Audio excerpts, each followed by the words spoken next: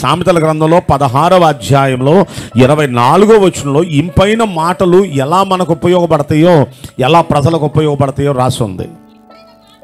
ఇంపైన మాటలు ఎలాంటివి అంటాయి?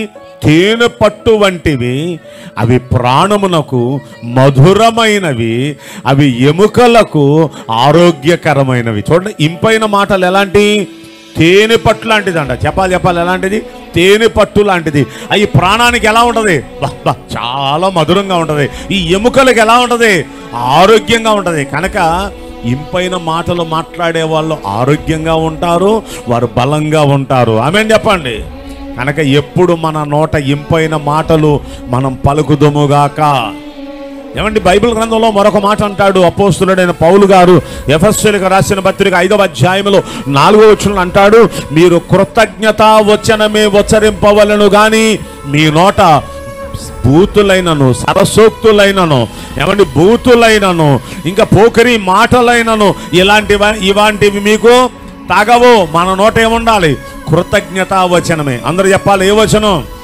దేవుణ్ణి స్తుతించే కృతజ్ఞతా వచనమే. కానీ ఇలాంటి బూతులు, సరసాలు, పోకిరి మాటలు ఇలాంటివి మన నోట తగవు. ఇంపైన మాటలు మాట్లాడాలి. ఒకసారి రాజుగారి ముందుకి ఇద్దరిని పిలిపించారంటండి.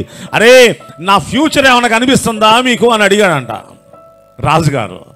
అడిగితే వీళ్ళిద్దరికి నిజంగానే జ్ఞానవంతులు. వీళ్ళు ఎంత జ్ఞానవంతులంటే వీళ్ళ భవిష్యత్ జ్ఞానం చెప్పగలిగిన జ్ఞానవంతులు ఇద్దరిని పిలిపించాడు. వాళ్ళిద్దరు వెళ్ళారు, అతని భవిష్యత్తు జ్ఞానాన్ని ఇప్పుడు చెప్తున్నారండి. ఏమని చెప్తున్నారంటే, రాజా, అందులో ఒకడు చెప్తున్నాడు, నీ అంత దురదృష్టవంతుడికి ఎవడు ఉండడు రాజా. భార్యను చంపేసి సమాధి చేస్తావు నువ్వు, నీ కన్న కొడుకును కూడా నువ్వే సమాధి చేస్తావు, వాళ్ళను సమాధి చేస్తూ ఏడుస్తూ ఉంటావు. ఎంత దురదృష్టం రాజా, నీ జాతకం, నీ జీవితం ఎంత దురదృష్టం అన్నాడు. అరే, ఈయన్ని తీసేయండి, ప్రాణాలు తీసేయండి, తీసుకెళ్ళి అవతలగా అన్నాడు. అరే, నువ్వు చెప్పరా అన్నాడంట. జరిగింది చూశాడు కదా.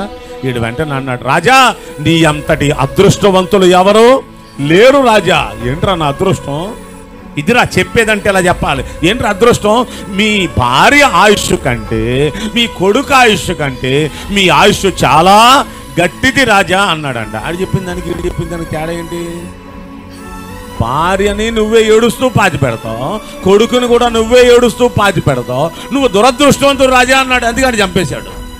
ఈడేమన్నాడు, అయ్యా నువ్వు అదృష్టవంతుడు అయ్యా, నీ భార్య ఆయుష్ కన్నా నువ్వే ఎక్కువ కాలం బ్రతుకుతావు, నీ కొడుకు ఆయుష్ కన్నా నువ్వే, అంటే వాళ్ళిద్దరూ నీ కళ్ళ ముందే చచ్చిపోతారు, వాళ్ళిద్దరిని నువ్వే సమాధి చేస్తావు, వాళ్ళిద్దరికన్నా ఎక్కువ ఆయుష్. ఈడు చెప్పింది ఆడి చెప్పింది ఒకటే. ఈడికి ఏం చేశాడు తెలుసా?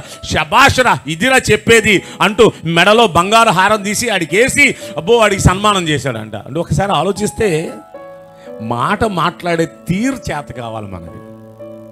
కొంతమంది తిట్టినట్టు మాట్లాడతారు, కొంతమంది ఆ మాటనే చక్కగా మెచ్చుకునేటట్టు మాట్లాడతారు. కనుక మన మాట అవతల వ్యక్తికి ఇంపుగా ఉండే మాటలు మనం మాట్లాడుదుముగాక. ఇంపైన మాటలు ఆరోగ్యం అండి, ప్రాణానికి బలమిస్తుందండి, ఎముకలకు బలమిస్తుంది. కనుక అలాంటి ఇంపైన మాటలు మాట్లాడే వ్యక్తులుగా మన దేవుడు మనల్ని ఉంచునుగాక. చప్పలు కొట్టోసారి దేవునికి స్తోత్రం చెల్లించండి. హల్లెలూయా.